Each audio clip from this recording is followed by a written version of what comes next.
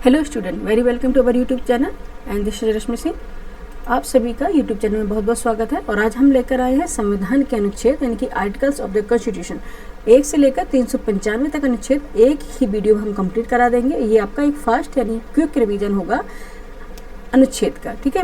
जैसे आपको पता है कि आर्टिकल्स 395 है, लेकिन अगर इसको अमेंडमेंट के साथ अगर देखा जाए जितने अमेंडमेंट हुए हैं तो फिर ये 448 से भी अधिक अनुच्छेद हो गए, लेकिन इसके बेसिक जो स्ट्रक्चर है उसमें कोई चेंजेस नहीं होने चाहिए। इसलिए कितने अनुच्छेद बताए जाते हैं? 395, ठीक है। आइए इसको एक ही वीडियो में कंप्लीट कर लेते हैं। ये आपका संविधान के जो अनुच्छेद है उनका फास्ट रिवीजन हो जाएगा, ठीक है। सबसे पहले देखते हैं संघ एवं उसका क्षेत्र। सबसे पहले क्या आएगा? संघ एवं उसका क्षेत्र।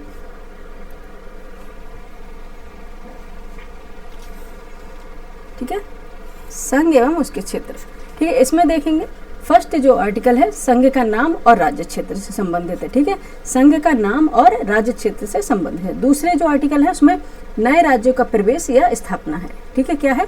नए राज्यों का प्रवेश या स्थापना, ठीक है। जब नए राज्य का प्रवेश करेंगे या स्थापना करेंगे, भारत में कोई अदर जो राज्य आएगा, ठीक है, जैसे हम विजिट करें या अदर कोई राज्य को मिलाएं, तब ये आर्टिकल आएगा 2, क्योंकि 2-3 में बच्चे बहुत ज़्यादा कंफ्यूज होते हैं, ठीक है। और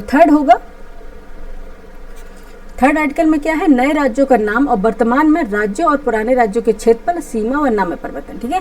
जो 2 राज्यों को मिलाकर अगर नया राज्य बनाया जाना है, यानी कि भारत के अंदर ही, ठीक है, नए राज्यों के क्षेत्रफल में विस्तार करना है या दूसरे राज्य के क्षेत्रफल को काटकर बनाना है, ठीक है, उनकी सीमा में कोई परिवर्तन करना है, तब ये आर्टिकल क्या आएगा? थर्ड आएगा, ठीक है। ये भारत के अंदर ही होगा, अपने अंदर ही के जो राज्य हैं उनको काट छाट के दूसरा राज्य बनाना, ठीक है, 2 से मिला के 2 राज्य बनाना या राज्यों के सीमा में परिवर्तन करना, नाम में परिवर्तन करना, ये होगा आर्टिकल 3 में आएगा। लेकिन आर्टिकल जो 2 है ये आएगा नए राज्यों का जो प्रवेश होगा, जो बाहर से जब राज्य आएंगे उनका प्रवेश स्थापना होगी, तो आर्टिकल 2 में आएगा, ठीक है। आर्टिकल 4 में क्या है? पहली और चौथी अनुसूची से, अब ये बताएंगे, ये जो 2 का है ये निरस्त हो गया, इसको पढ़ने का कोई मतलब नहीं है, ठीक है। जो इंपॉर्टेंट है वही पढ़ेंगे,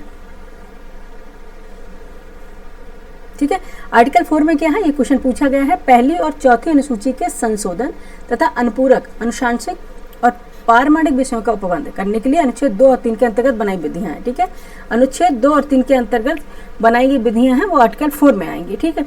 नेक्स्ट देखेंगे नागरिकता, सिटीजनशिप है। ये देखेंगे आर्टिकल 5 से लेकर, ठीक है, आर्टिकल यानी कि अनुच्छेद 5 से लेकर अनुच्छेद 5 से लेकर 11 तक है, ठीक है। 5 में सबसे पहले क्या आएगा? संविधान के प्रारंभ पर नागरिकता, ठीक है, संविधान के प्रारंभ पर नागरिकता। 6 में क्या है? अनुच्छेद 6 में क्या है? पाकिस्तान से भारत को प्रव्रजन करने वाले कुछ व्यक्तियों के नागरिकता के अधिकार हैं, ठीक है। 7 में क्या है? पाकिस्तान को प्रव्रजन करने वाले, जो भारत से पाकिस्तान गए, ठीक है, पाकिस्तान को प्रव्रजन करने वाले कुछ व्यक्तियों के नागरिकता के अधिकार है, ठीक है। आर्टिकल 8 में क्या है? अनुच्छेद 8 में क्या है? भारत से बाहर रहने वाले भारतीय मूल के कुछ व्यक्तियों के नागरिकता के अधिकार हैं, ठीक है। आर्टिकल 9 में क्या दिया गया है? विदेशी राज्य की नागरिकता स्वेच्छा से अर्जित करने वाले व्यक्तियों का नागरिक न होना, ठीक है। और 10 में दिया गया है नागरिकता के अधिकार का बना रहना। और 11 में दिया है संसद द्वारा नागरिकता के अधिकार का विधि द्वारा विनियमन किया जाना, ठीक है।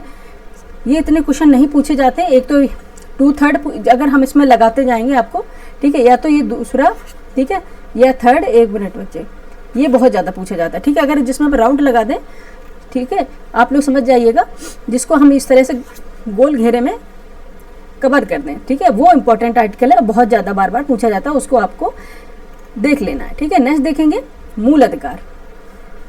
12 में क्या है? परिभाषा है, ठीक है। मूल अधिकार, फंडामेंटल राइट्स बहुत ज़्यादा इंपॉर्टेंट है, हमेशा आते हैं, हमेशा ही आते हैं, इसको बिल्कुल नहीं छोड़ना है, ठीक है। 12 में क्या है? परिभाषा है, किसकी परिभाषा? राज्य की परिभाषा। और 13 में क्या है? मूल अधिकारों से असंगत या उनका अल्पीकरण करने वाली विधियां हैं, ठीक है। मूल अधिकारों से असंगत या उनका अल्पीकरण करने वाली विधियां हैं, ठीक है। अभी एक्सप्लेनेशन करने का टाइम नहीं बच्चे, नहीं तो पूरा हम बताते एक एक आर्टिकल का, ठीक है। लेकिन अब क्योंकि ये क्लास है, सिर्फ आर्टिकल्स को हमें करना है, नहीं तो ये क्लास 5-6 घंटे की फिर हो जाएगी, ठीक है। 1 घंटे के अंदर ही हमें क्लास करनी, क्योंकि अब टाइम नहीं है आपके पास, ठीक है। इसको हम जूम कर लेते पहले।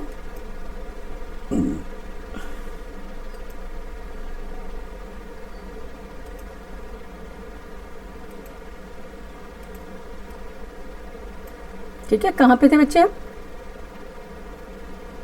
हाँ, 13 तक हो गए थे। आर्टिकल चलते हैं 14 में।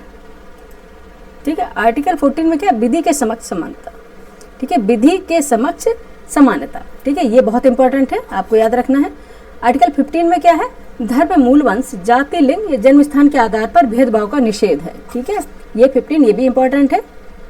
16 में लोक नियोजन के विषय में अफसर की समता। लोक नियोजन के विषय में अफसर, ये जितने भी आर्टिकल्स हैं फंडामेंटल राइट सारे इंपॉर्टेंट है। ठीक है, सारे ही इंपॉर्टेंट है। क्वेश्चन आर्टिकल 16 में क्या है, लोक नियोजन के विषय में अवसर की समता। 17 में है अस्पृश्यता का अंत है, यानी कि अनटचबिलिटी।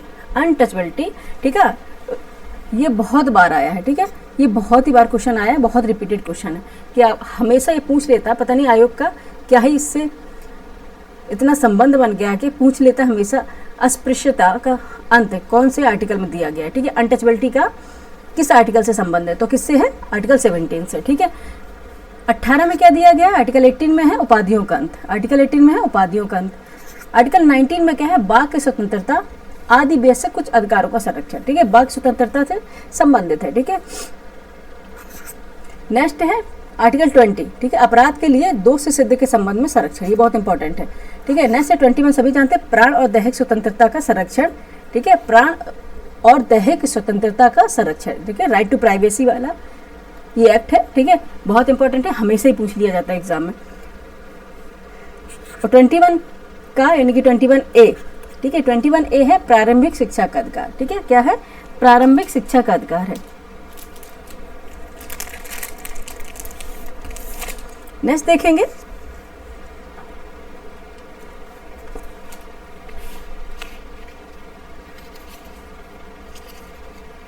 ठीक है, 22 में क्या है, यहाँ पे इसको हम इरेज कर लेते हैं। ठीक है, 22 में क्या आर्टिकल में, कुछ दशाओं में गिरफ्तारी और निरोध से संरक्षण। 23 में है बलात्श्रम और मानव के दुर्व्यवहार का निषेध है। ठीक है, बलात्श्रम और मानव के दुर्व्यवहार का निषेध है। 24 में क्या है, कारखानों में बाल श्रम आदि का निषेध है। 25 में अंतःकरण की धर्म के अबाध रूप से मानने, आचरण और प्रचार करने की स्वतंत्रता है। ठीक है, बहुत बार आया है, अंतःकरण की धर्म के अबाध रूप से मानने, आचरण और प्रचार करने की स्वतंत्रता है। 26 में है धार्मिक कार्यों के प्रबंधन की स्वतंत्रता है। 27 में है, आर्टिकल 27 में किसी धर्म विशेष की अभिवृद्धि के लिए करों के संदाय में इनकी शुल्क से संबंधित है। ठीक है, किसी भी धर्म विशेष के अगर कहीं पर शुल्क लग रहा है, ठीक है, उससे संबंधित है। 28 है निश्चित शैक्षणिक संस्थानों में धार्मिक निर्देशों तो पूजा में उपस्थित होने की स्वतंत्रता है। 29 में अल्पसंख्यक वर्गों के हितों का संरक्षण है। और 30 में है शिक्षा संस्थानों की स्थापना और प्रशासन करने का अल्पसंख्यक वर्गों का अधिकार है। ठीक है, 31 में जो था संपत्ति का अनिवार्य अधिग्रहण था। ठीक है, संपत्ति का अनिवार्य अधिग्रहण था, यानी कि संपत्ति का अधिकार, इसको निरस्त कर दिया गया है। इसे अब क्या बना दिया है, कानूनी अधिकार बना दिया है। और ये भाग 12 में है, पार्ट 12 में है। ठीक है, और कुछ आर्टिकल में 300A में है। ठीक है, 300A में है। अब ये 31A में क्या है, 31A में है संपदाओं आदि के अर्जन के लिए उपबंध करने वाली विधियों की व्यावृत्ति। 31B में है कुछ अधिनियमों और विनियमों का विधि मान्यकरण। 31C में है, ठीक है, 31C में है कुछ निर्देशक तत्वों को प्रभावित करने वाली विधियों की व्यावृत्ति। ये इतना इंपॉर्टेंट नहीं है, इंपॉर्टेंट जो होगा वही पढ़ाएंगे। 31D में देखेंगे, ये है राष्ट्र विरोधी गतिविधियों के संबंध में कानूनों का बचाव। ठीक है, ये निरस्त कर दिया गया है। ठीक है, ये निरस्त कर दिया, इसे नहीं पढ़ेंगे हम। ठीक है, ये ठीक है, ये इसे निरस्त कर दिया, हम यहाँ क्रॉस लगाएंगे। ठीक है, आर्टिकल 32 सभी जानते हैं, इस भाग द्वारा प्रदत्त अधिकारी को परिवर्तित कराने के उपचार। ठीक है, ये क्या है, कॉन्स्टिट्यूशनल रेमेडीज, संवैधानिक उपचार का अधिकार है। ठीक है, आपके अगर मौलिक अधिकार का उल्लंघन होता है तो आप सीधे कहाँ जा सकते हैं, सुप्रीम कोर्ट जा सकते हैं। नेक्स्ट देखेंगे, ये भी निरस्त है, इसे नहीं पढ़ेंगे। 33 में क्या है, इस भाग द्वारा प्रदत्त अधिकारों का बलों आदि को लागू होने में उपरांत करने की संसद की शक्ति। ठीक है, संसद की शक्ति दी गई है। 34 में है, जब किसी क्षेत्र में सेना विधि प्रवृत्त है तब इस भाग द्वारा प्रदत्त अधिकारों को निर्बंध, ये इंपॉर्टेंट नहीं। 35 है, इस भाग के उपबंधों को प्रभावित करने का विधान है। ठीक है, सबसे ज़्यादा इंपॉर्टेंट है 31 तक। ठीक है, 30 और फिर 31 है, और यहाँ पे 32। ठीक है, 31 निरस्त कर दिया। इससे अब भी पूछता है कि ये कहाँ, ये कौन सा अधिकार है। ठीक है, नेक्स्ट देखेंगे राज्य के नीति के निदेशक तो DPSP, director principle of state policy. 36 में है परिभाषा है। 37 में है इस भाग में अंतरिक्ष तत्वों का लागू होना है। 38 में देखेंगे राज्य लोक कल्याण की अभिवृद्धि के लिए सामाजिक व्यवस्था बनाए रखना। 39 में है राज्य द्वारा अनुसरणीय कुछ नीति तत्व है। 39 ए में देखेंगे क्या है, सामान्य न्याय और निःशुल्क विधिक सहायता। ठीक है, ये किया है, बहुत इंपॉर्टेंट है, सामान्य न्याय एवं निःशुल्क विधिक सहायता है। 40 में तो सभी को पता है ग्राम पंचायतों का संगठन है। और 41 में क्या है, कुछ दशाओं में काम, शिक्षा और लोक सहायता पानीपत का। बाइलैंग्वेल क्लास अभी नहीं हो पाई है, ठीक है, बाइलैंग्वेल नहीं हो पाई, कोशिश करेंगे आगे चल के बाइलैंग्वेल भी कर देंगे। 41 है कुछ दशाओं में काम, शिक्षा और लोक सहायता पाने का अधिकार है। आर्टिकल 42 में देखेंगे, आर्टिकल 42 में दिया गया है काम की न्याय संगत। यहाँ पे देखेंगे 41 और 42 में लोग अधिकांश कंफ्यूज होते हैं। ठीक है, 42 है काम की न्याय संगत और मानवीचित दशाओं का तथा प्रसूति सहायता का उपबंध। ठीक है, प्रसूति सहायता का उपबंध याद रखना।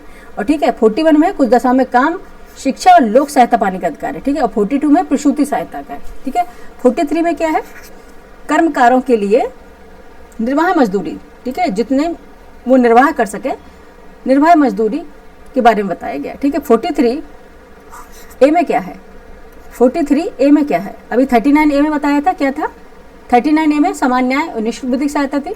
43 ए में क्या है, उद्योगों के प्रबंधन में कर्मकारों का भाग लेना। ठीक है, उद्योगों के प्रबंधन में कर्मकारों का भाग लेना, ये कई बार पूछा गया। और 43 बी में क्या है, 43 बी में है सहकारी समितियों को बढ़ावा देना। ठीक है, क्या है, सहकारी समितियों का बढ़ावा देना। और ये कब 97 अमेंडमेंट एक्ट 2011 के द्वारा से ऐड किया गया था। 44 में क्या है, नागरिकों के लिए एक समान सिविल सहायता है। ठीक है,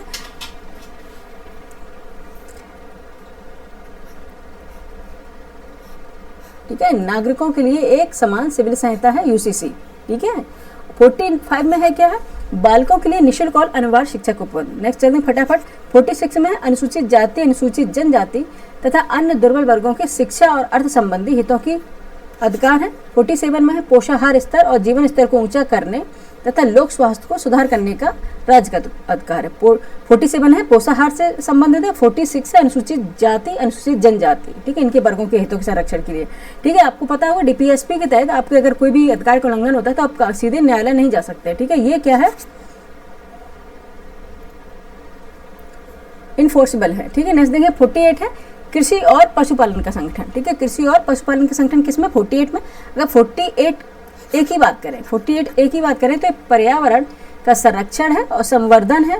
ठीक है, पर्यावरण का संरक्षण और संवर्धन है, वन तथा वन्यजीव की रक्षा है। ठीक है, 49 में क्या है, आर्टिकल 49 में है राष्ट्रीय महत्व के जो स्मारक हैं उनके संरक्षण के लिए 49 का भी इंपॉर्टेंट है डीपीएसपी। और 50 में है, इसलिए हम इसको सभी पढ़ा रहे हैं कि ये जो फंडामेंटल राइट्स है और डीपीएसपी है। ठीक है, इससे सभी से क्वेश्चन जरूर पूछे जाते हैं, सभी आर्टिकल्स जिसमें इंपॉर्टेंट है। क्वेश्चन नंबर 50 है कार्यपालिका से न्यायपालिका का जो पृथक्करण है। ठीक है, ये है 51 में अंतर्राष्ट्रीय शांति और सुरक्षा की अभिवृद्धि। ठीक है, नेक्स्ट देखेंगे मूल कर्तव्य, फंडामेंटल ड्यूटी। ठीक है, सरदार सरोवर सिंह समिति के सिफारिशों से जोड़ा गया था। 51 का में यानी 51 ए में है ये। ठीक है, 51 ए में है ये मूल कर्तव्य। ठीक है, इसका एक ही अनुच्छेद है 51 ए। नेक्स्ट देखेंगे राष्ट्रपति और उपराष्ट्रपति से संबंधित आर्टिकल्स हैं, बहुत इंपॉर्टेंट है, आइए देख लेते हैं। 52 में क्या है, भारत के राष्ट्रपति। ठीक है, 52 में क्या है, भारत का एक राष्ट्रपति होगा, ये बताया गया। 53 में क्या बताया गया, संघ की कार्यपालिका शक्ति। संघ की जो कार्यपालिका शक्ति होगी वो किसमें निहित होगी, राष्ट्रपति में निहित होगी। 54 में क्या बताया गया, 54 में बताया गया राष्ट्रपति का निर्वाचन। ये सब आर्टिकल से बच्चे। ठीक है, आर्टिकल से सारे क्या है, अनुच्छेद है। अनुच्छेद बार बार बोलने से अच्छा हम नंबर लिख दे रहे हैं। ठीक है, इसलिए कंफ्यूज ना होना आप लोग। क्वेश्चन नंबर है 54 में, जो आर्टिकल 54 है इसमें राष्ट्रपति का निर्वाचन, इलेक्शन पूछा जाता है किसमें है, हमेशा पूछा जाता है 54 में, याद रखना किसमें, राष्ट्रपति का निर्वाचन किसमें, 54 में। इससे जब वाइस प्रेसिडेंट और प्रेसिडेंट इससे संबंधित आर्टिकल्स जरूर पूछे जाते हैं। ठीक है, नेक्स्ट है 55 में क्या, राष्ट्रपति के निर्वाचन की रीति होगी। ठीक, किस तरह से उनका निर्वाचन किया जाए। और 56 में क्या है, राष्ट्रपति की पदावधि। ठीक है, 57 में क्या, पुनर्विचार के लिए पात्रता है। और 58 में दिया गया है, आर्टिकल 58 में राष्ट्रपति निर्वाचन होने के लिए अर्हता है। और 59 में दिया गया, आर्टिकल 59 में राष्ट्रपति के पद के लिए शर्तें क्या होगी। और आर्टिकल 60 में राष्ट्रपति द्वारा शपथ प्रतिज्ञान, ओथ का है। ठीक है, किस तरह से ओथ लेंगे। आर्टिकल 60 में राष्ट्रपति की शपथ का प्रारूप दिया गया है। नेक्स्ट देखेंगे, अगर 61 में देखेंगे, आर्टिकल 61 में राष्ट्रपति पर महाभियोग चलाने की प्रक्रिया, यानी कि इम्पीचमेंट है। इम्पीचमेंट है, ये कहाँ है, राष्ट्रपति पर जो महाभियोग चलाया जाता है, आर्टिकल वो के 61 के तहत। ठीक है, नेक्स्ट देंगे 62 में क्या है, राष्ट्रपति के पद में रिक्ति को भरने के लिए निर्वाचन करने का समय और आकस्मिक रिक्ति को भरने के लिए निर्वाचित व्यक्ति की पदावधि। ठीक है, जब आकस्मिक अगर पद खाली है तब उसके अकॉर्डिंग पद को अगर भरना है तो आर्टिकल 62 के तहत करते हैं। ठीक है, नेक्स्ट है 63 है भारत का उपराष्ट्रपति। ठीक है, 63 में क्या है, भारत का एक उपराष्ट्रपति होगा। ठीक है, इंपॉर्टेंट है क्योंकि ये क्वेश्चन बनेगा, वाइस प्रेसिडेंट का जरूर क्वेश्चन एक बनेगा। ठीक है, भारत का उपराष्ट्रपति होगा, आर्टिकल किस में दिया, 63 में। ठीक है, आर्टिकल 64 में है उपराष्ट्रपति के जो राज्यसभा का पदेन सभापति होगा। ठीक है, उपराष्ट्रपति जो होता है वो राज्यसभा का पदेन सभापति भी होता है। ठीक है, ठीक है, 64 में क्या है, उपराष्ट्रपति जो राज्यसभा का क्या होता है, पदेन सभापति होती है। अगर आपसे पूछा जाए वाइस प्रेसिडेंट है तो वो क्या होता है, राज्यसभा का सभापति भी होता है। ठीक है, तो पदेन सभापति होते हैं। ये किस आर्टिकल में, तो किसमें, 64 में है। और 65 में क्या है, 65 में है, ये इंपॉर्टेंट है बच्चे। ठीक है, राष्ट्रपति के पद में आकस्मिक रिक्ति के दौरान उसके ये जब, ठीक है, जब राष्ट्रपति का पद खाली हो जाता है उस पद पर उपराष्ट्रपति जब काम करता है। ठीक है, जब पद खाली होता है उनके कार्यभार के रूप में जब काम करता है तो आर्टिकल 65 में बताया गया। आर्टिकल 66 में उपराष्ट्रपति का निर्वाचन। ठीक है, उपराष्ट्रपति का निर्वाचन किस में है, 66 में। हाँ, ठीक है, 66 में उपराष्ट्रपति का निर्वाचन। ठीक है, 67 में क्या है, उपराष्ट्रपति की पदावधि है। ठीक है, पदावधि है। 68 में क्या है, उपराष्ट्रपति के पद में रिक्त को भरने के लिए, ये इतना इंपॉर्टेंट नहीं है। 69 में क्या, ये इंपॉर्टेंट है, उपराष्ट्रपति की शपथ का प्रतिज्ञा, शपथ है। 69 में क्या है, ओथ है। ठीक है, वाइस प्रेसिडेंट की ओथ है। 70 में क्या है, अन्य ये भी इंपॉर्टेंट नहीं है, कृत्यों के 71 में। ठीक है, ये नहीं इंपॉर्टेंट, जो होगा वही करवाएंगे। ठीक है, ऐसे तो आर्टिकल 395 है। ठीक है, अच्छा ये 70 है, अन्य आकस्मिकताओं में राष्ट्रपति के कृत्यों का निर्वहन। ठीक है, जब कोई इमरजेंसी होती है उसमें राष्ट्रपति की जो कार्यों का निर्वहन करते हैं वो 70 में। 71 में क्या है, ठीक है, 72 देखते हैं। 72 में क्षमता आदि की और कुछ मामलों में दंडादेश के निलंबन, परिहार, लघुकरण की राष्ट्रपति की शक्ति दी है। ठीक है, राष्ट्रपति की क्षमा दान की जो शक्ति है वो किस में है, आर्टिकल 72 में है। ठीक है, और 73 में क्या है, संघ की कार्यपालिका का शक्ति का विस्तार है। ठीक है, ये इंपॉर्टेंट है। नेक्स्ट देखेंगे केंद्रीय मंत्रिपरिषद और भारत का महान्यायवादी। ठीक है, भारत का महान्यायवादी, भारत का महान्यायवादी कौन से आर्टिकल में बताइए जरा।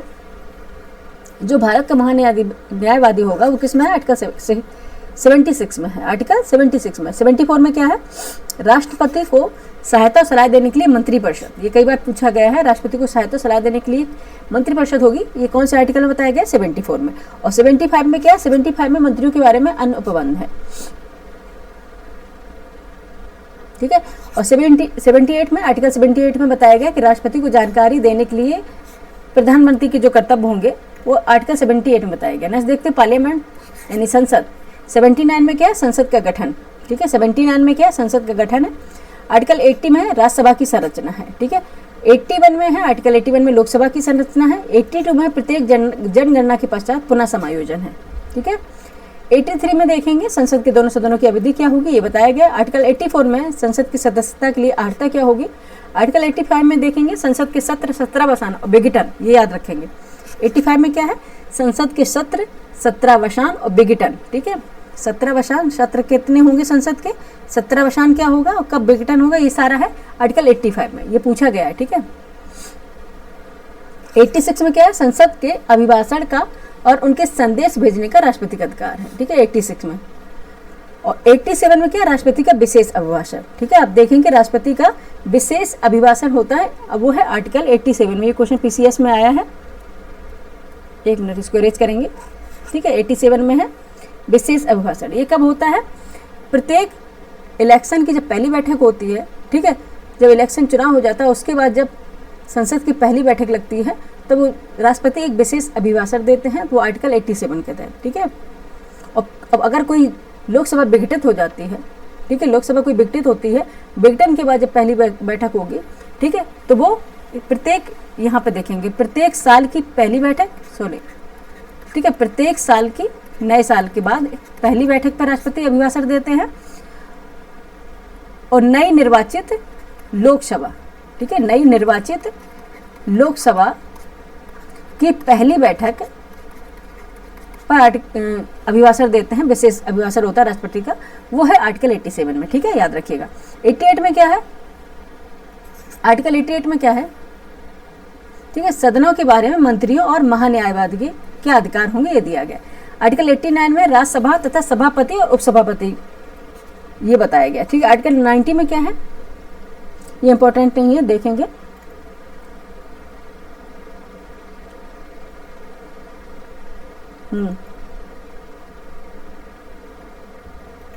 हाँ, आर्टिकल 93 में देखेंगे, ये इंपॉर्टेंट है।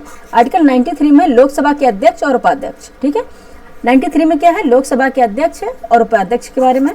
94 में है अध्यक्ष और उपाध्यक्ष के पद रिक्त होना, पद त्याग, पद से हटाया जाना, ये सारी रीत है 94 में। ठीक है, नेक्स्ट देखेंगे 95 में।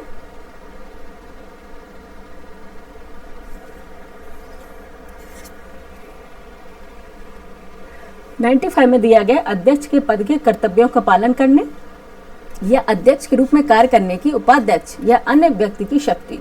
96 में है जब अध्यक्ष या उपाध्यक्ष को पद से हटाने का कोई संकल्प विचाराधीन है तब उसकी पीठासन यानी पीठासीन न होना। ठीक है, ये इंपॉर्टेंट नहीं है, देखते हैं। ठीक है, 97 में सभापति, उपसभापति तथा अध्यक्ष और उपाध्यक्ष के वेतन भत्ते दिए गए। ठीक है, 99 का याद रखना है। 99 आर्टिकल में सदस्यों द्वारा शपथ का प्रतिज्ञान है। ठीक है, ठीक है, 102 इंपॉर्टेंट है। 102 में है सदस्यों के लिए निर्हताएं क्या होगी। ठीक है, सदस्यों के लिए जो निर्हताएं होंगी वो क्या होंगी, ये इंपॉर्टेंट है।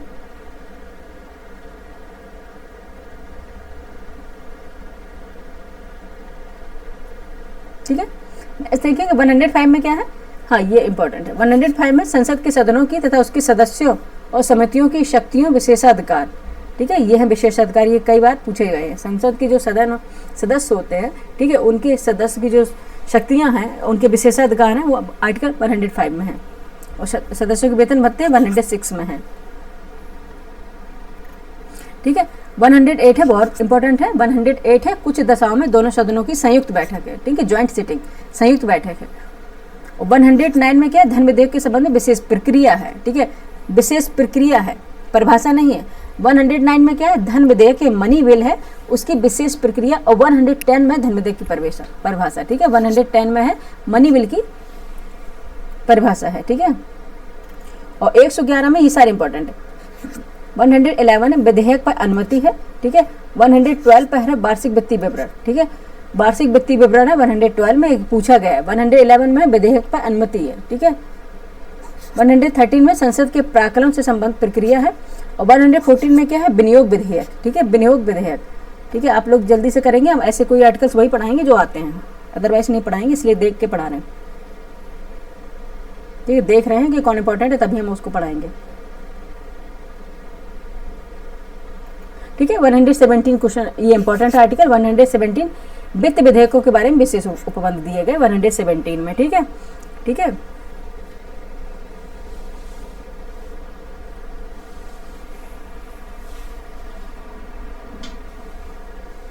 नेक्स्ट देखेंगे। ठीक है, 120 में क्या है, संसद में प्रयोग की जाने वाली भाषा है। ठीक है, संसद में प्रयोग की जाने वाली भाषा है। 123 में संसद के विश्रांति काल में अध्यादेश जारी करने की राष्ट्रपति की शक्ति। ठीक है, जब संसद का सत्र ना चल रहा हो तो राष्ट्रपति अध्यादेश जारी करके नियम बना सकता है। ठीक है, ये है आर्टिकल 123 में। नेक्स्ट देखेंगे उच्चतम न्यायालय। ठीक है, उच्चतम न्यायालय यानी कि सुप्रीम कोर्ट। सुप्रीम कोर्ट का देखेंगे 124 में है। ठीक है, उच्चतम न्यायालय की स्थापना, उसके गठन के बारे में 124 में दिए सुप्रीम कोर्ट। ठीक है, उच्चतम न्यायालय सुप्रीम कोर्ट, अगर उच्च न्यायालय लिखा है तो हाई कोर्ट है। ठीक है, 124A में क्या है, राष्ट्रीय न्यायिक नियुक्ति आयोग है। ठीक है, 124B में क्या है, आयोग के कार्य दिए गए हैं। 124C में है संसद के कानून बनाने की शक्ति। ठीक है, याद रखना 120 ये ऑब्लिक में ये सारे पूछे जाते हैं। 124C में क्या है बच्चे, 124C आर्टिकल्स में क्या है, संसद के कानून बनाने की शक्ति है। ठीक है, 125 अगर न्यायाधीशों के वेतन के बारे में बात करें तो 125 में है। ठीक है, ये सारे एडहॉक जो जज हैं, एक्टिंग जज हैं, ये 126 है, आर्टिकल 127 और 128 तीनों ही इंपॉर्टेंट है। ठीक है, 126 जो आर्टिकल है इसमें कार्यकारी मुख्य न्यायमूर्ति की नियुक्ति है। ठीक है, न्यायमूर्ति यानी कि न्यायाधीश की नियुक्ति है, यानी कि एक्टिंग जज की बात है। ठीक है, किसमें 126 की। अगर तदर्थ न्यायाधीशों की नियुक्ति यानी एडहॉक जज की बात करें तो ये किसमें है, 127 आर्टिकल्स में। और 128 आर्टिकल्स में क्या दिया गया, उच्चतम न्यायालय की बैठकों में जो सेवानिवृत्त हैं न्यायाधीश, जो रिटायर्ड न्यायाधीश हैं, उनकी उपस्थिति। ठीक है, याद रखना। एक्टिंग जज की बात करें तो 126 आर्टिकल में है, और अगर एडहॉक जज की बात करें तो 127 में है, जिसे तदर्थ न्यायाधीश बोलते हैं हिंदी में। और अगर बात करें रिटायर्ड जज की तो किसमें है, 128। ठीक है, जो सेवानिवृत्त न्यायाधीश है उनकी उच्चतम न्यायालय में बैठकों में है 129 में।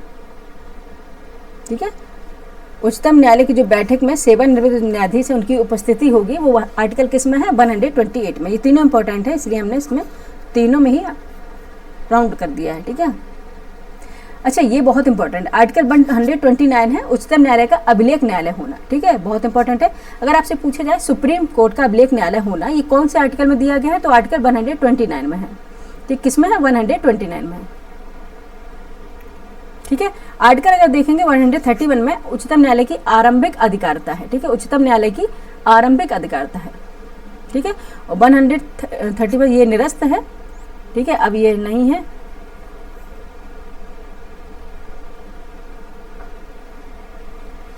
ठीक है, नेक्स्ट देख लेंगे,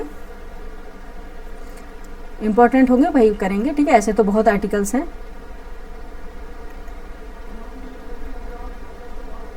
ठीक है, नेक्स्ट देखेंगे 139। ठीक है, नेक्स्ट है 139, कुछ रिट निकालने की शक्तियां या उच्चतम न्यायालय को प्रदत्त किया जाना। ठीक है, कुछ रिट निकालने की शक्तियों का उच्चतम न्यायालय को प्रदत्त किया जाना, वो है आर्टिकल 139। ठीक है, किसमें है, आर्टिकल 139।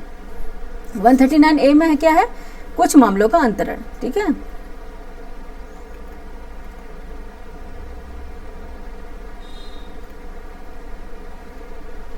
ठीक है, ये इंपॉर्टेंट है। आर्टिकल 143 इसमें क्या है, उच्चतम न्यायालय से परामर्श करने की राष्ट्रपति की शक्ति। ठीक है, क्या है, जो राष्ट्रपति है ना, उच्चतम न्यायालय से परामर्श यानी कि एडवाइस ले सकता है, लेकिन वो एडवाइस उन्हें मानना न मानना उन पर डिपेंड है। ठीक है, उनकी ये क्या है, विवेक अधिकार है। ठीक है, वो उनका एडवाइस माने या ना माने। ठीक है, ये क्या है 143। इसमें कई बार पूछा गया कि राष्ट्रपति बाउंड है, नहीं है, बाउंड नहीं है। ठीक है, उच्चतम न्यायालय से परामर्श करने की राष्ट्रपति की शक्ति है, वो परामर्श ले सकता है, वो डिपेंड है उन पर कि वो उनके परामर्श माने या ना माने। ठीक है, आर्टिकल देखिए 144।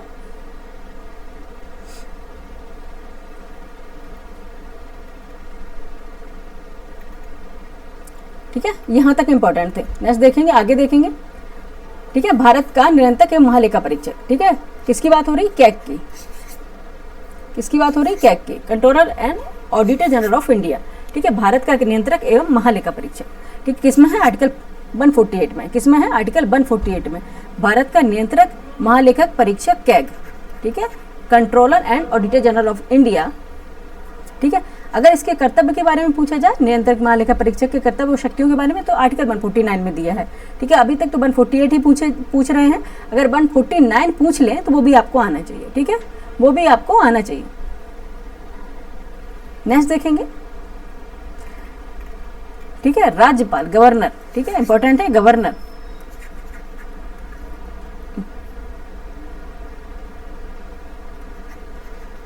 ठीक है, गवर्नर देखेंगे 152 में क्या है, परिभाषा है।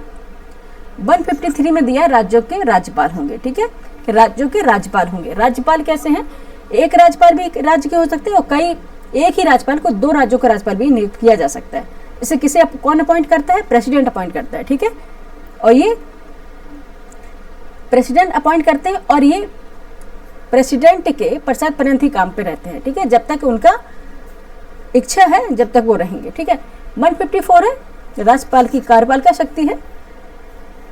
155 में राज्यपाल की नियुक्ति, अपॉइंट करना है राज्यपाल को, वो किसके द्वारा, प्रेसिडेंट के द्वारा। ठीक है, ये अगर आपसे पूछा जाए कि कौन सी आर्टिकल्स में है, किस अनुच्छेद में है, ये 155 में है। याद रखिएगा, राज्यपाल की नियुक्ति गवर्नर के जो अपॉइंटमेंट होगा वो किस में होगा, राज्यपाल की नियुक्ति होगी 155 में। राज्यपाल की जो पदावधि 156 में होगी। ठीक है, अब आपसे पूछे कि राज्यपाल, ये इतना इंपॉर्टेंट नहीं है, राज्यपाल की नियुक्ति के लिए अर्हताएं क्या क्या होंगी। ठीक है, राज्यपाल का अगर आपसे पूछा जाए ओथ का प्रावधान है यानी शपथ लेने का, वो किस में है, वो है 159 में। ठीक है, 159 में याद रखना, 60 में है प्रेसिडेंट का, आर्टिकल 60 में जो ओथ का प्रावधान है वो प्रेसिडेंट का है। अगर 69 में देखें वाइस प्रेसिडेंट का है ओथ का। ठीक है, वाइस प्रेसिडेंट का ओथ का है 69 में।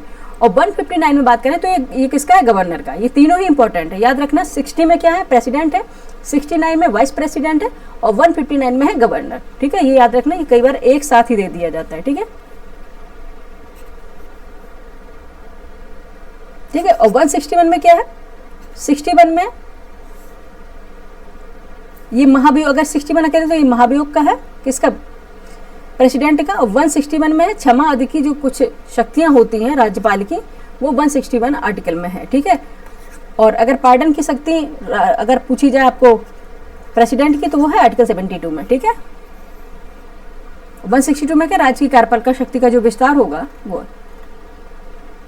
ठीक है, नेक्स्ट देख लेते हैं, राज्य मंत्रिपरिषद और महाधिवक्ता। राज्य मंत्रिपरिषद और महाधिवक्ता, ठीक है, कौन से। ठीक है, 163 में क्या है, राज्यपाल को सहायता और सलाह देने के लिए मंत्रिपरिषद होगी। ठीक है, बिल्कुल है। 164 में देखेंगे मंत्रियों के बारे में उपबंध है। 165 में राज्य का जो महाधिवक्ता होगा उसके बारे में बताए। ठीक है, 165 में क्या है, राज्यपाल का एक महाधिवक्ता होगा। ठीक है, सॉरी, राज्य का, यानी कि राज्य का एक महाधिवक्ता होगा। अगर आपसे पूछे राज्य का जो महाधिवक्ता है वो कौन से आर्टिकल में है, तो बताएंगे आप 165 में है। ठीक है, 167 में राज्यपाल को जानकारी देने के लिए मुख्यमंत्री के जो कर्तव्य होंगे 167 में है। नेक्स्ट देखेंगे राज्य का जो विधानमंडल, राज्य का जो विधानमंडल है देख लेते हैं, स्टेट लेजिस्लेचर 168 में है, राज्यों के विधानमंडलों का गठन है। ठीक है, राज्यों के जो विधानमंडल का गठन 168 में है। 169 में राज्यों के विधान परिषद का जो सृजन होगा, ये इंपॉर्टेंट है। ठीक है, 169 में राज्य, देखो सभी में विधान परिषद नहीं है। ठीक है, स्टेट काउंसिल ऑफ स्टेट सभी में नहीं है। ठीक है, ये किस में है, राज्यों में जो विधान परिषद है सभी में नहीं, केवल 6 राज्यों में है। ठीक है, अभी देखेंगे जो विधान परिषद है केवल 6 राज्यों में है। ये किस आर्टिकल के द्वारा सृजन की जाती है, 169। ठीक है, राज्यों में विधान परिषद का जो उत्पादन या सृजन होता है, ठीक है, अगर है तो उसको, अगर उसका अब नहीं रखना है तो 169 के, अगर विधान परिषद बनाना है तो उसका 169 में। ठीक है, 171 में विधान परिषद की संरचना है, ये इंपॉर्टेंट नहीं है। नेक्स्ट चलेंगे। ठीक है, 174 में देखेंगे राज्य के विधानमंडल में सत्र, सत्रावसान और विघटन। ठीक है, 174 में देखें राज्य के विधान मंडल के सत्र, सत्रावसान और विघटन का है। ठीक है, और 175 में देखेंगे सत्र या सदनों में अभिभाषण और उनके संदेश भेजने का राज्यपाल का अधिकार है। ठीक है, ठीक है। अब यहाँ देखेंगे राज्यपाल का जो विशेष अभिभाषण है, जैसे कि अभी राष्ट्रपति का था, किसमें था, 87 में था, आर्टिकल 87 में। ठीक है, 176 में है, इंपॉर्टेंट है, 176 में राज्यपाल का विशेष अभिभाषण है। ठीक है, प्रत्येक नए वर्ष के बाद पहला अभिभाषण जो होगा वो विशेष अभिभाषण के दौरान ही विशेष अभिभाषण ही माना जाएगा। और प्रत्येक निर्वाचित विधान सभा या विधान परिषद के बाद जो पहला, ठीक है, यानी विधानसभा के निर्वाचन के बाद जो पहला अभिभाषण होगा, ठीक है, वो होगा विशेष अभिभाषण, वो 176 के दौरान। ठीक है, ठीक है। 178 में विधानसभा के अध्यक्ष उपाध्यक्ष हैं। 179 में अध्यक्ष उपाध्यक्ष के रिक्त पद पदत्याग हैं।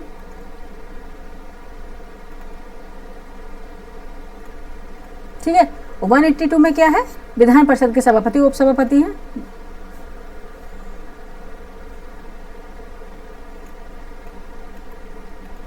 ठीक है, इंपॉर्टेंट नहीं है, जो नहीं है उसे नहीं करना है।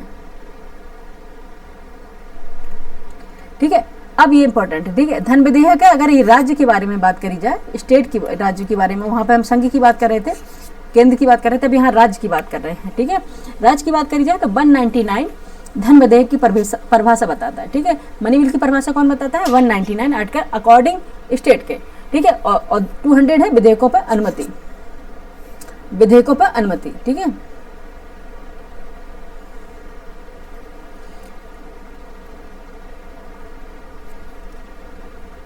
और धन विधेयक की जो संबंध विशेष प्रक्रिया है 198 में है।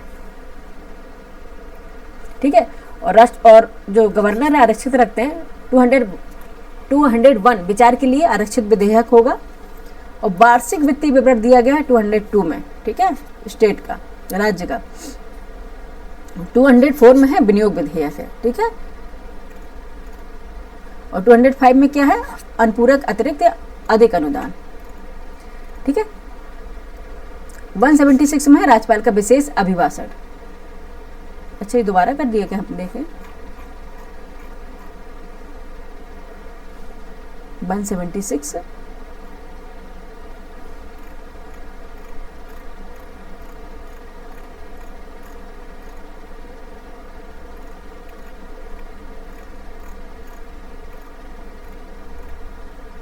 हाँ, ये दोबारा से हो गया बच्चे।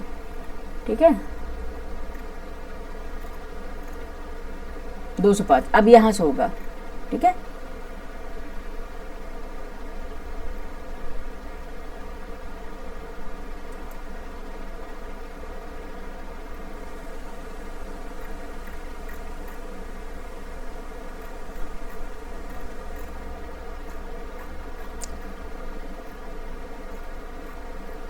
एक मिनट, कहाँ पे खो गए हैं, एक मिनट बच्चे कहीं, हाँ ये 206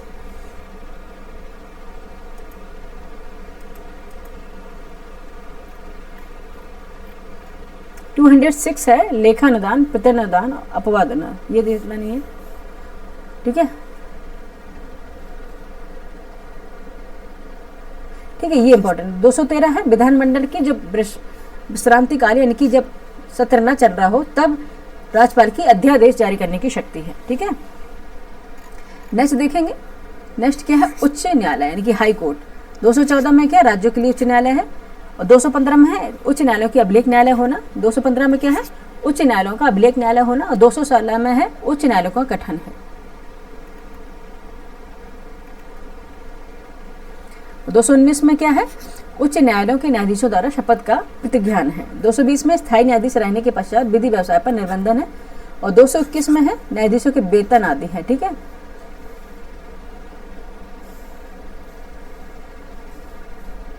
ठीक है, 223 में क्या है, कार्यकारी मुख्य न्यायमूर्ति की नियुक्ति है, ये राज्य की बात हो रही है। ठीक है, कार्यकारी मुख्य न्यायमूर्ति की नियुक्ति है। और 224 में है अपर और कार्यकारी न्यायाधीश की नियुक्ति। ये भी पूछा जाता है। 224A, ठीक है, उच्च न्यायालय में बैठकों में जो सेवानिवृत्त न्यायाधीश है उनकी नियुक्ति के बारे में। ठीक है, और 226 आपको पता होगा, कुछ जो रिट निकालने की उच्च न्यायालय की शक्ति है।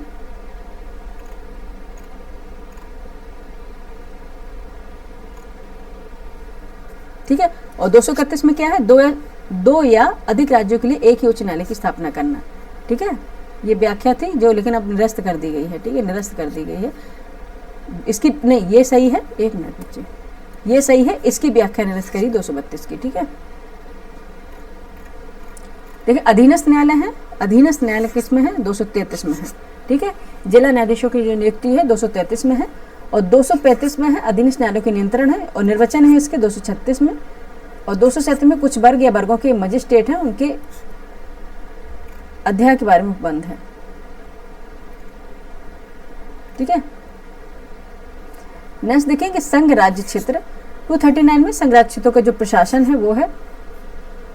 239A में क्या है, कुछ संघ राज्य क्षेत्रों के लिए स्थानीय विधानमंडलों या मंत्री परिषदों या दोनों का सृजन। ठीक है, और 239AA, ठीक है, 239AA ये दिल्ली के समडबल है। ठीक है, इसमें है दिल्ली के संबंध में विशेष उपबंध। ठीक है, दिल्ली के संबंध में विशेष उपबंध है 239AA। ठीक है, ये कई बार क्वेश्चन इससे बने हैं। दिल्ली के संबंध में जो विशेष उपबंध है 239AA। ठीक है, और 239AB ये किसमें है, संवैधानिक तंत्र के विफल हो जाने की दशा में उपबंध है। अहो क्रॉस लगा दिया मैंने, एक मिनट रुको। ठीक है, ठीक है, 240 में क्या है, कुछ संघ राज्य क्षेत्रों के लिए विनियमन बनाने की राष्ट्रपति की शक्ति है, ठीक है। 241 में है संघ राज्य क्षेत्रों के लिए उच्च न्यायालय, ठीक है। फटाफट कर लेंगे, देखा ना हम कहाँ तक पहुँच गए हैं, बहुत जल्दी हो जाएगा। स्पीड में लगा के देख लीजिएगा, आपके पास ऑप्शन है। 243 में क्या है, परिभाषाएं हैं, ठीक है, पंचायतें, ठीक है। 243 में है परिभाषाएं। 243A में है ग्राम सभा, ठीक है।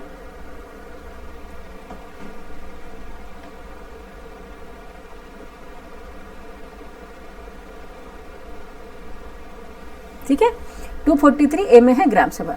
243B में है पंचायतों का गठन। 243C में है पंचायतों की संरचना। 243D में है जो स्थानों का आरक्षण।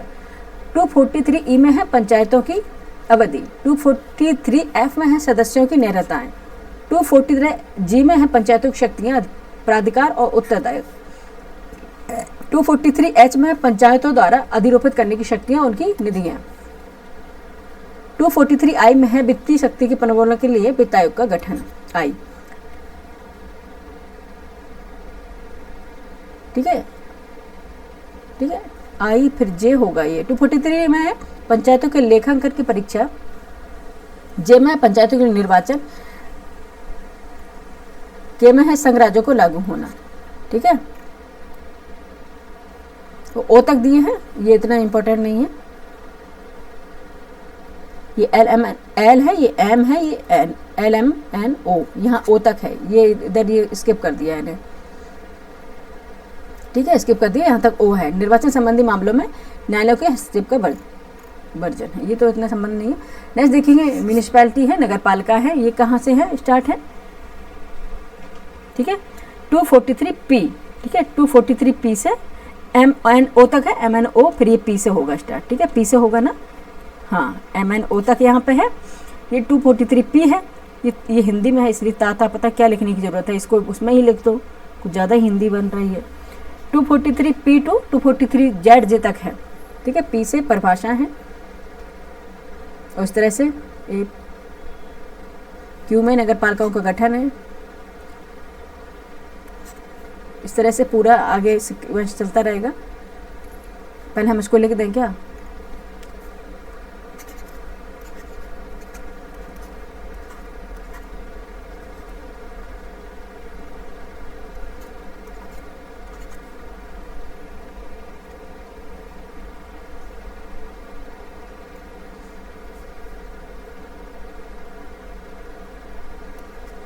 ZA, ZB, ZC, ZD, ZE, ZF, ZG, ठीक है, यहाँ तक है। अब देख लो, 243P में है परिभाषाएं, 243Q में है नगर पालिकाओं का गठन, 243R में है नगर पालिकाओं की संरचना, 240 एस में है वार्ड समितियों आदि का गठन, टी में है 243T आर्टिकल में स्थानों का आरक्षण है, 243U में नगर पालिकाओं की अवधि है, और 243V में है सदस्यों के लिए निहरताएं, डब्ल्यू में नगर पालिका की शक्ति, 243X में नगर पालिकाओं द्वारा अधिरोपित शक्ति, उनकी निधियां, वाई में है 243Y में वित्त आयोग है, ठीक है। 243Z में है नगर पालिकाओं के लेखाओं की समीक्षा। इस तरह से पूरा देखेंगे, ZA, ZB, ZG, ZD, ZE, ZT, ZG तक है, ठीक है। निर्वाचन संबंधी मामलों के न्यायालयों के हस्तक्षेप है, ठीक है। नेक्स्ट देखते हैं सहकारी समितियां, ठीक है, सहकारी समितियां हैं कोऑपरेटिव सोसाइटी से, ठीक है।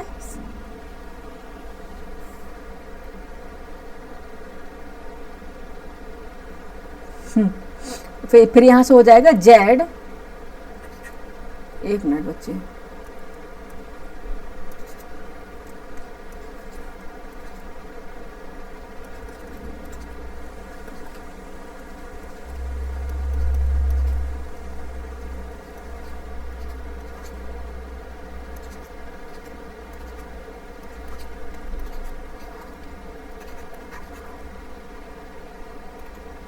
ठीक है।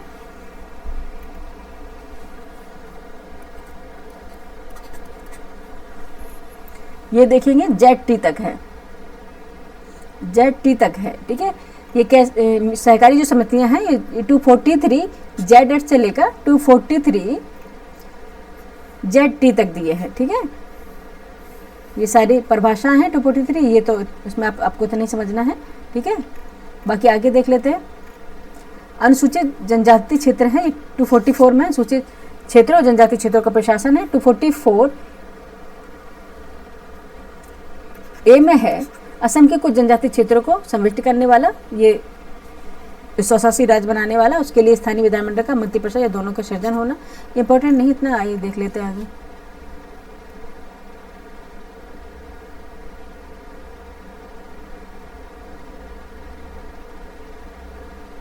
ठीक है, अगर आपसे पूछे राष्ट्र सूची के विषय के संबंध में राष्ट्रीय हित में विधि बनाने की संसद की शक्ति है 249 में, ये इंपॉर्टेंट है।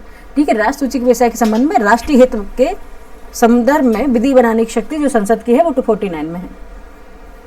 ठीक है, और 250 में क्या है, यदि आपातकाल की उद्घोषणा परिवर्तन में हो तो राष्ट्र सूची के विषय के संबंध में विधि बनाने की शक्ति है संसद की 250 में। ठीक है, इसमें क्या है, विधि बनाने की संसद की शक्ति है, पर यह राष्ट्र सूची के विषय के संबंध राष्ट्रीय हित में। ठीक है, और ये है यदि आपातकाल की उद्घोषणा हो तब।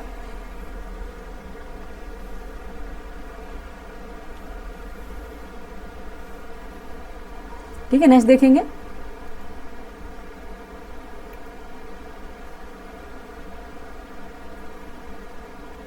ठीक है, इंपॉर्टेंट नहीं, आगे चलेंगे।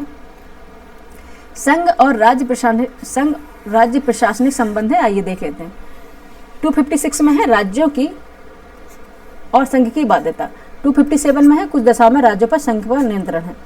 257 ए में है राज्यों को सशस्त्र बलों अथवा संघ के बलों की तैनाती में सहयोग ही निरस्त कर दिया गया है। ठीक है, अब नहीं है, इसको पढ़ना ही नहीं है। ठीक है, इसको पढ़ना ही नहीं है क्योंकि दिमाग में फालतू का लोड लेना है।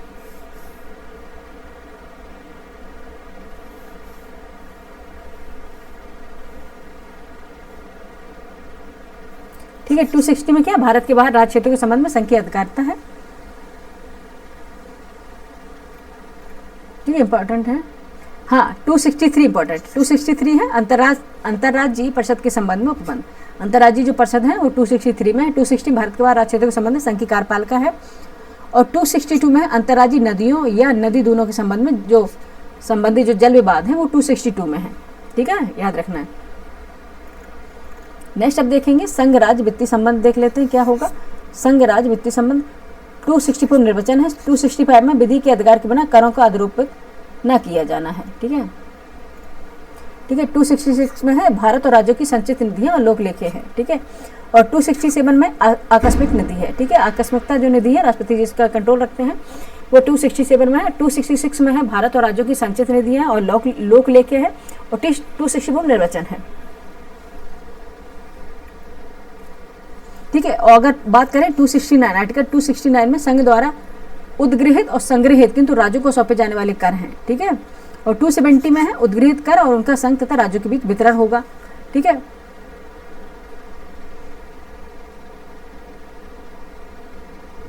ठीक, और 268 में क्या है, इंपॉर्टेंट है, संघ द्वारा उद्गृहित किए जाने वाले किंतु राज्यों द्वारा संग्रहित और विनियोजित किए जाने वाले शुल्क हैं। ठीक है,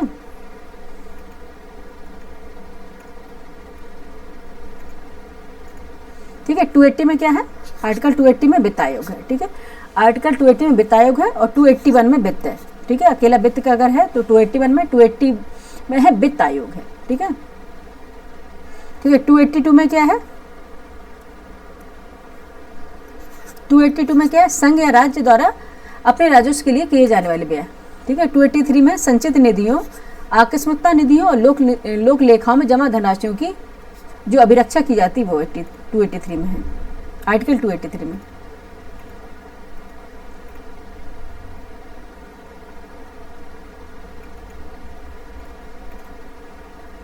ठीक है, 293 में राज्यों द्वारा उधार लेना। ठीक है, नेक्स्ट देखिए सरकार के अधिकार और दायित्व कौन कौन से हैं, देख लेते हैं।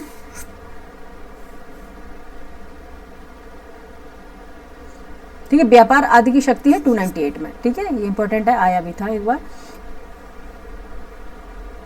और 294 में है कुछ दशाओं में संपत्ति, अस्तियों, अधिकार और दायित्व बाध्यताओं का अधिकार है। संपत्ति का अधिकार है जो अब देखा बताया था, संपत्ति का अधिकार है जो पहले फंडामेंटल राइट्स हुआ करते थे, अब 300 का में कानूनी अधिकार बन गया। विधि के प्राधिकार के बिना व्यक्ति को संपत्ति से वंचित न किया जाना, ये पहले होता था, अब ये विधि अधिकार है, यानी कि कानूनी अधिकार है। ठीक है, नेक्स्ट देखेंगे भारत के राज्य क्षेत्र के भीतर भारत के राज्य क्षेत्र के भीतर व्यापार वाणिज्य समागम, ठीक है, 301 में है। वाणिज्य व्यापार वाणिज्य समागम की जो स्वतंत्रता है 301 में है।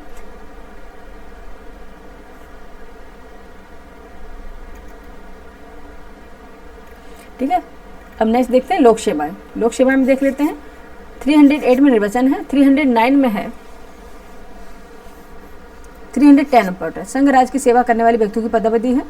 312 इंपॉर्टेंट है, ये अखिल भारतीय सेवाओं से संबंधित है, कई बार क्वेश्चन आया है। 311 में क्या है, ठीक है, ये संघ राज्य के अधीन सिविल हैसियत से नियोजित व्यक्तियों का पदच्युत किया जाना, पद से हटाना, ठीक है।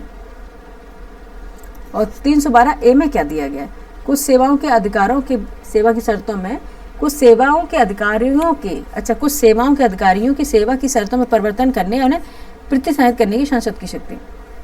और 313 में संक्रमणकालीन उपबंध है, ठीक है, ये तो निरस्त कर दिया था। 314 पूछे तो निरस्त है ये बच्चे। नेक्स्ट देखते हैं लोक सेवा आयोग किसमें, ठीक है, लोक सेवा आयोग किसमें दिया गया है, 315 में है, ठीक है। आर्टिकल 315 में संघ और राज्यों के लिए लोक सेवा आयोग होंगे, ये दोनों के लिए है, संघ और राज्यों के लिए।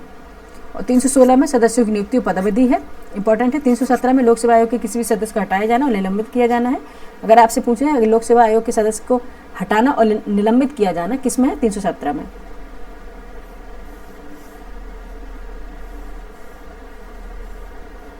और लोक सेवा के आयोग की जो व्यय है वो 322 में होगा और प्रतिवेदन जो है 323 में है। नेक्स्ट देखें ट्रिब्यूनल से अधिकरण है, ठीक है, ये किस में है, 323 ए में प्रशासनिक अधिकरण है और 323 बी में है, ये अन्य विषयों के अधिकरण है, ठीक है। नेक्स्ट देखिए निर्वाचन, इलेक्शन कमीशन, ठीक है, निर्वाचन किससे संबंधित है, आर्टिकल 324 बहुत इंपॉर्टेंट है, ठीक है। निर्वाचन जो निर्वाचन है उससे संबंधित है, ये निर्वाचनों के अधीक्षण निर्देशन नियंत्रण जो होगा वो आर्टिकल 324 के अंतर्गत होगा। और अगर आपसे ये भी क्वेश्चन आया 325 में क्या है, यह है धर्म, मूल वंश, जाति या लिंग के आधार पर किसी भी व्यक्ति का निर्वाचक नामावली में सम्मिलित किए जाने के लिए अपात्र न होना और उसके लिए किसी भी विशेष निर्वाचक नामावली में सम्मिलित किए जाने का दावा भी किया जाना, ठीक है, 325 में है, ठीक है। 326 में लोकसभा और राज्यसभा की विधानसभाओं के लिए निर्वाचकों का वरिष्ठ मताधिकार के आधार पर होना, ठीक है, ये पूछ सकते हैं क्वेश्चन, ठीक है।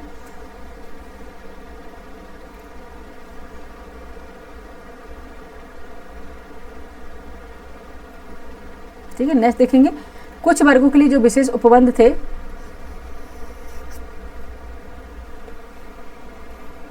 ठीक है, 330 में लोकसभा में अनुसूचित जातियों अनुसूचित जनजातियों के स्थानों का आरक्षण था।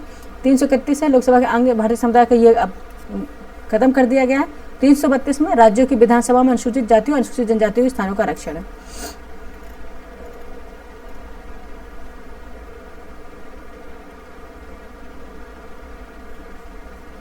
तीन 338 में क्या है, राष्ट्रीय अनुसूचित जाति आयोग। और 338 ए में क्या है, राष्ट्रीय अनुसूचित जनजाति आयोग। अगर आपसे पूछे 338 बी में है, ये बैकवर्ड कमीशन है, ठीक है, ये 338 बी में है। 338 ठीक है, 347 में अनुसूचित जातियां हैं, 342 में अनुसूचित जनजातियां हैं, ठीक है। देख लेते हैं राजभाषा, ठीक है, ऑफिशियल लैंग्वेज, ठीक है, कौन सी है, 343 में है संघ की राजभाषा, ठीक है। और 344 में राजभाषा के संबंध में आयोग और संसद की समिति। 345 में है राज्य की राजभाषाएं या राजभाषाएं हैं, ठीक है, राज्य की राजभाषा या राजभाषाएं हैं। 348 में क्या, उच्चतम न्यायालय, उच्च न्यायालयों में अधिनियमों और जो विधेयक बनाए जाते हैं उनकी भाषाएं कौन सी होगी, उच्चतम न्यायालय की 348 में है, ठीक है। और 350 में क्या है, व्यथा के नियमन में ये नहीं है इंपॉर्टेंट। 350 ए इंपॉर्टेंट है, ठीक है, इसमें क्या प्राथमिक स्तर पर मातृभाषा में शिक्षा की जो सुविधाएं होगी 350 ए आर्टिकल के अंतर्गत आएगा। और 350 बी में है भाषाई अल्पसंख्यक वर्गों के लिए विशेष अधिकार है, ठीक है। अब नेक्स्ट देख लेते हैं आपातकालीन जो प्रावधान है वो किसमें है, 352 में जो आपातकाल उद्घोषणा है, ठीक है, राष्ट्रीय आपातकाल की उद्घोषणा है 352 में, ठीक है। और 353 में दिया है आपातकाल की उद्घोषणा के क्या इफेक्ट होंगे वो, ठीक है। और 355 में आया है जो बाह्य आक्रमण है आंतरिक अशांति से राज्य की संरक्षा करने का जो संघ का कर्तव्य, ये 355 में आया है, ये ठीक है, आया है ये पीसीएस में। और 356 में है राज्यों में संवैधानिक जो तंत्र है वो विफल हो जाने की दशा में जो उपबंध हो गए वो 356 में है, ठीक है, राज्य आपातकाल, ठीक है, और 360 है वित्तीय आपातकाल, ठीक है। ये आया आपात के दौरान आर्टिकल 19 के उपबंधों का निलंबन है, ये आर्टिकल 358 में दिया गया, और 359 में आपातकाल के दौरान भाग 3 द्वारा प्रदत्त अधिकारों के परिवर्तन का निलंबन है। 360 है ये वित्त आपातकाल के संबंध में, ठीक है। नेक्स्ट देखते हैं विविध प्रावधान कौन से होंगे। 361 में है राष्ट्रपति और राज्यपालों और राज्य प्रमुखों का संरक्षण, ठीक है।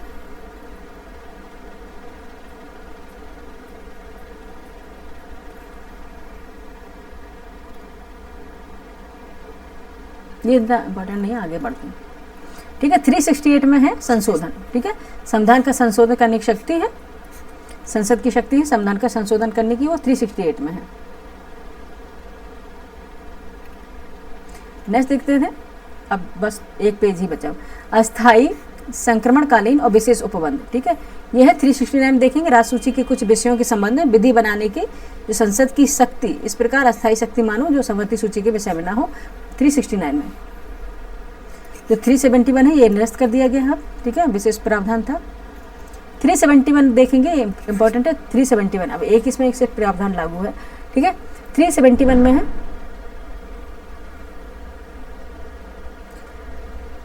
महाराष्ट्र और गुजरात राज्य के संबंध में विशेष उपबंध है।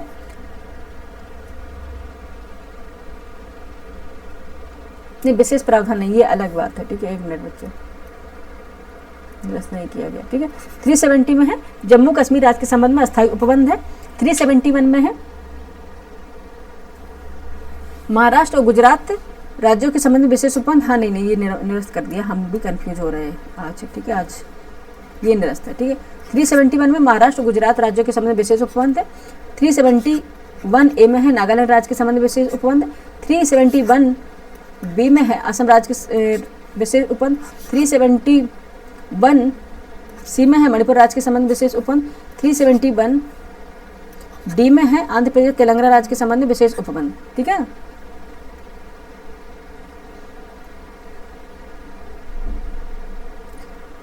एक मिनट बच्चे इरेजर ले लेते हैं, ये नहीं है, ये सही है, ठीक है।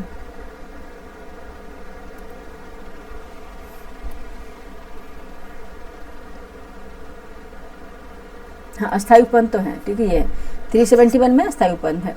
370 में जम्मू कश्मीर संबंध में अस्थायी उपबंध है, ये अस्थायी संकरणकालीन विशेष उपबंध है, ठीक है। 371 में है महाराष्ट्र और गुजरात राज्य के संबंध में। 371A में है नागालैंड राज्य के संबंध में विशेष उपबंध। 371B में है असम राज्य के संबंध में विशेष उपबंध। 371C में है मणिपुर राज्य के संबंध में विशेष उपबंध, और 371D में है आंध्र प्रदेश और तेलंगाना राज्य के संबंध में विशेष उपबंध, और 370DE में है, अरे राम,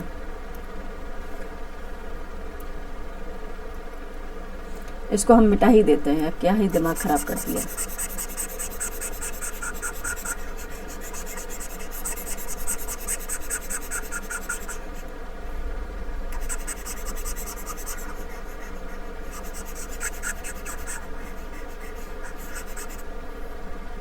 कहाँ पे है, ठीक है, यहाँ तक पढ़ा दिए थे। 371D में है आंध्र प्रदेश के केंद्रीय विश्वविद्यालय की स्थापना। F में है सिक्किम राज्य के संबंध विशेष उपबंध। G में है EFG मिजोरम के संबंध में, और H में है अरुणाचल प्रदेश के राज्य संबंध में। I में है गोवा अरुणाचल प्रदेश राज्य के संबंध में। J में है गोवा राज्य के संबंध में उपबंध।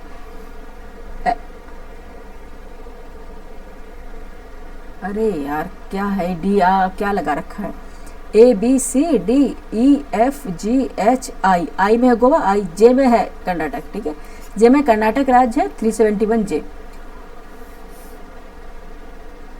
और 372A में है विधियों का अनुकूलन करने की राष्ट्रपति की शक्ति, ठीक है, ये एक बार रखना, याद रखना।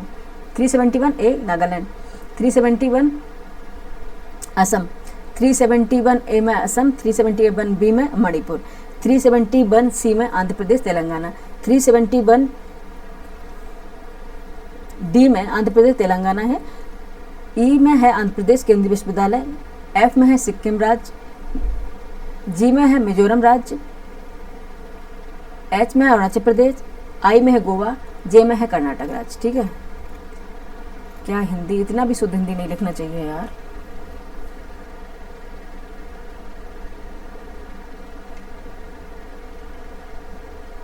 ठीक है, अगर आपसे पूछा जाए 377 में भारत के नियंत्रक महालेखा परीक्षक के बारे में उपबंध का किस में दिया गया, उपबंध वो 377 में दिया है। ठीक है, उच्च न्यायालय के न्यायाधीशों के बारे में जो उपबंध है 376 में दिया गया है।